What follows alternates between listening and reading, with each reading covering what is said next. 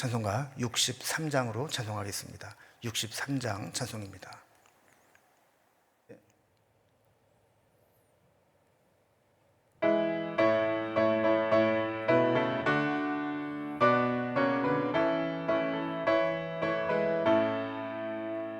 주가 세상을 다스리니 그 위엄이 넘쳐나고 그의 나라와 주의 영광 온 하늘에 가득하다. 저 흉악한 마귀의 무리 다 멸망케 하시는 주, 이 찬양을 주님께 드니 큰 영광을 받으소서. 주가 권능의 손으로서 이 세상을 창조하니 그의 놀라운 창조 솜씨 만 백성이 경탄하네. 저 하늘의 별들도 모두 주 영광을 나타내어 늘 돌보아 주시는 주께 큰 영광을 돌립니다. 주가 세상의 피조물을 인간에게 맡기시고 순종하라는 말씀으로 그 권위를 주셨도다. 온 땅 위에 주님의 위엄 늘 넘치게 하득하니 그 나라와 주님의 영광 온 천하에 찬란하다.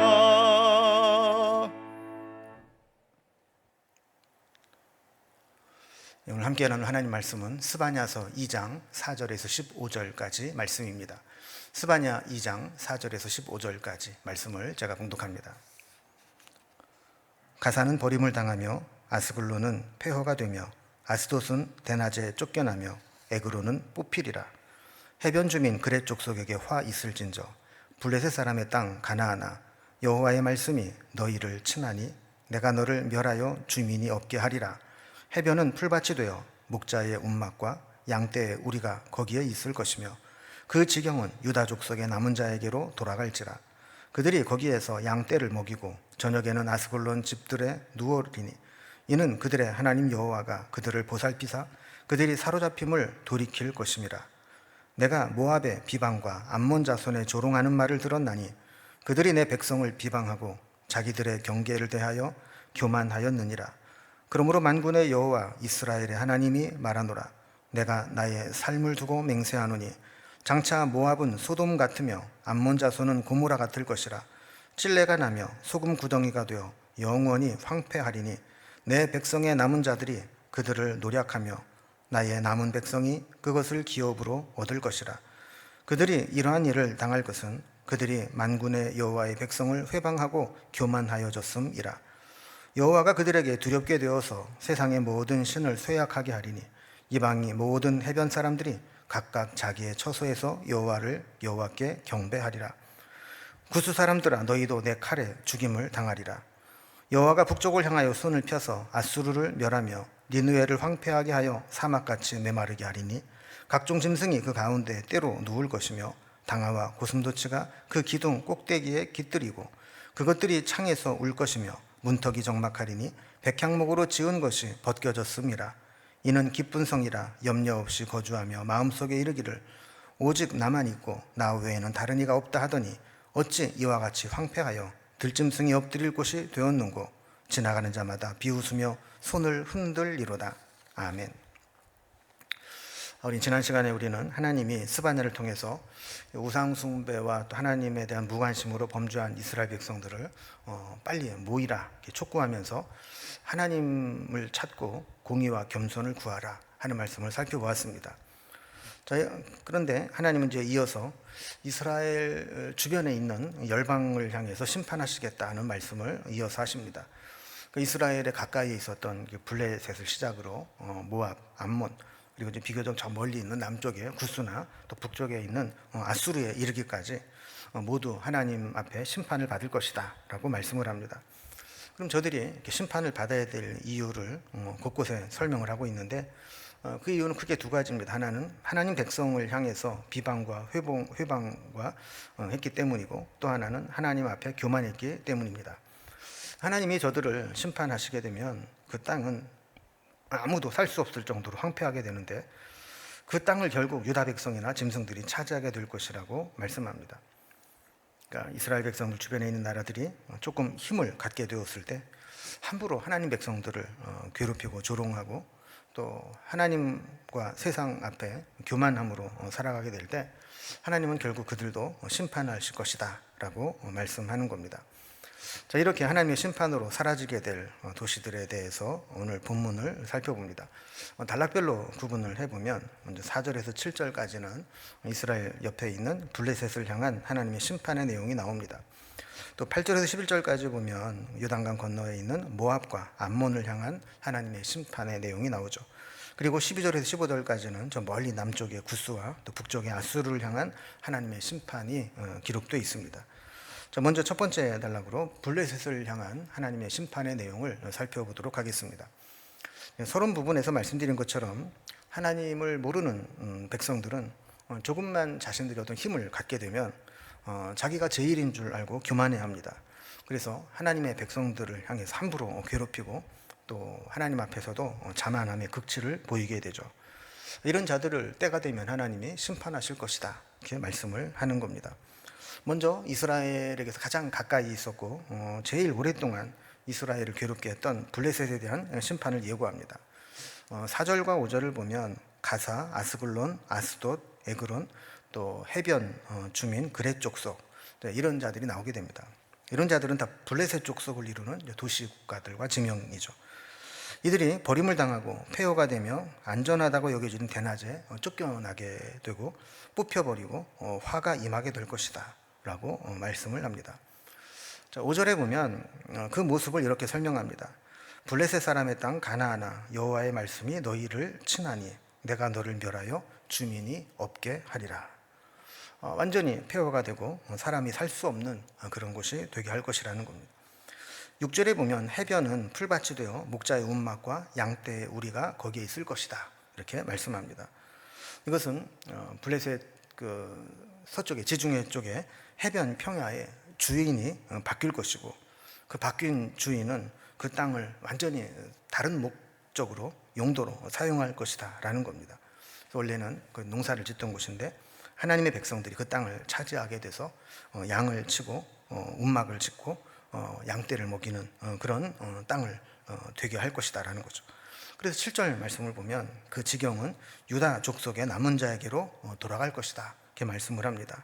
그들이 거기에서 양떼를 먹이고 저녁에는 아스글론 사람들이 지어놓은 집을 차지해서 눕게 될 것이라는 것이죠.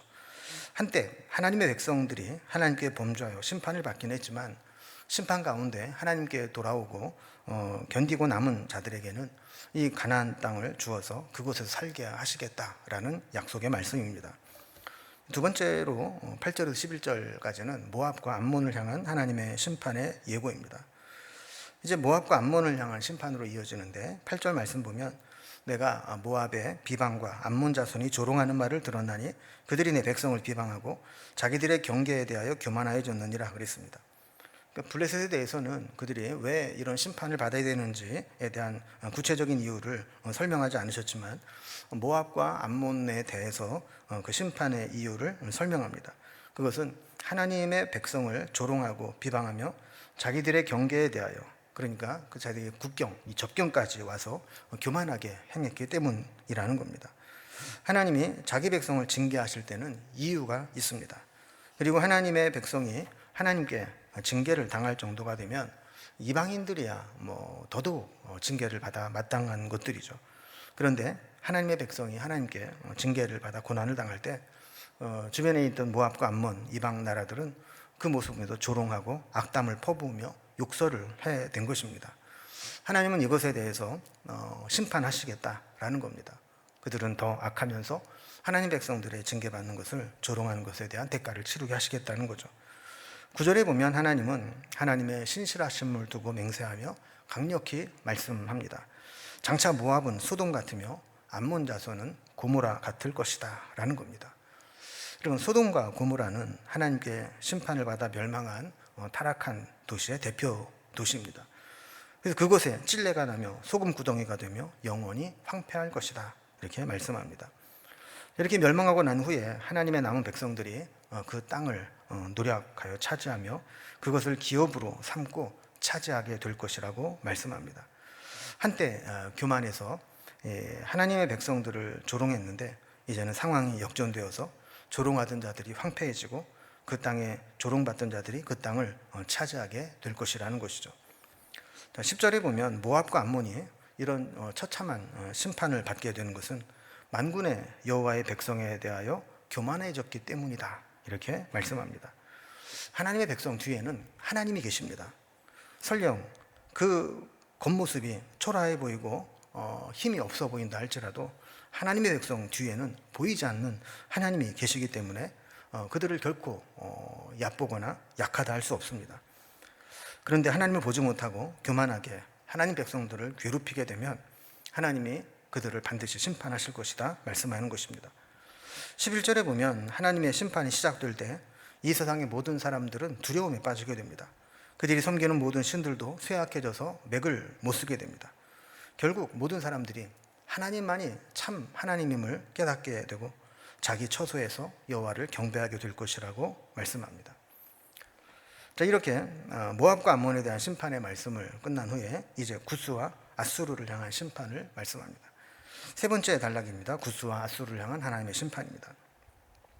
지금까지 블레셋, 모압, 암몬이 이스라엘과 국경을 맞대고 있는 가까운 지역에 있는 곳에 대한 심판이라면 이제 비교적 먼 곳에 있는 민족에 대해서도 심판의 예언이 계속됩니다.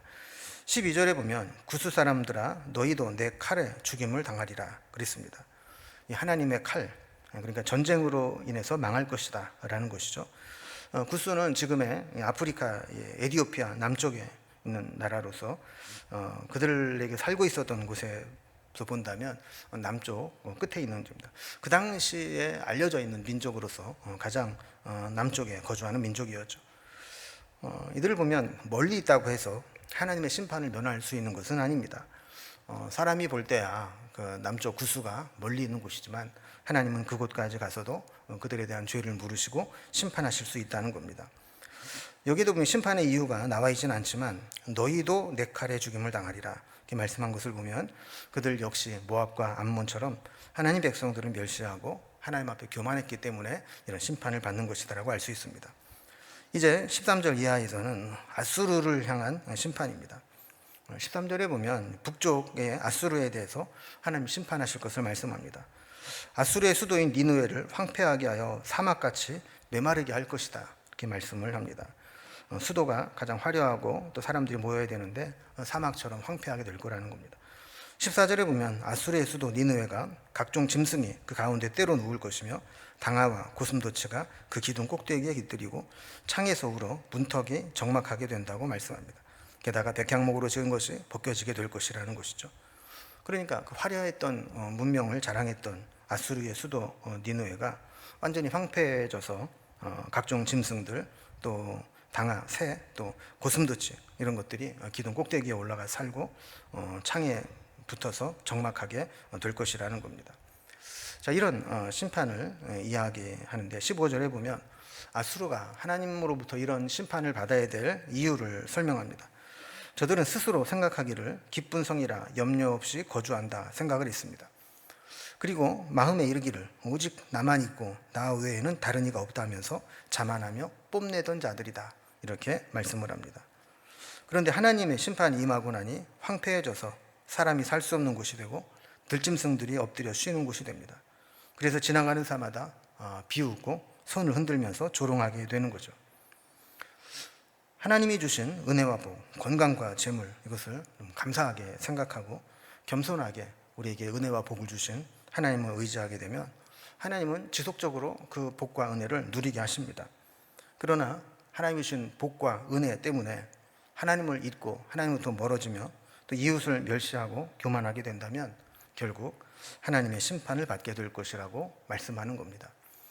우리도 이방 나라들이 하나님 앞에 심판을 받는 것처럼 하나님 앞에 교만하게 되고 하나님 주신 은혜와 복으로 인해서 더 하나님으로부터 멀어지게 된다면 우리에게도 하나님은 징계를 통해서 하나님께 돌아오게 하실 것입니다.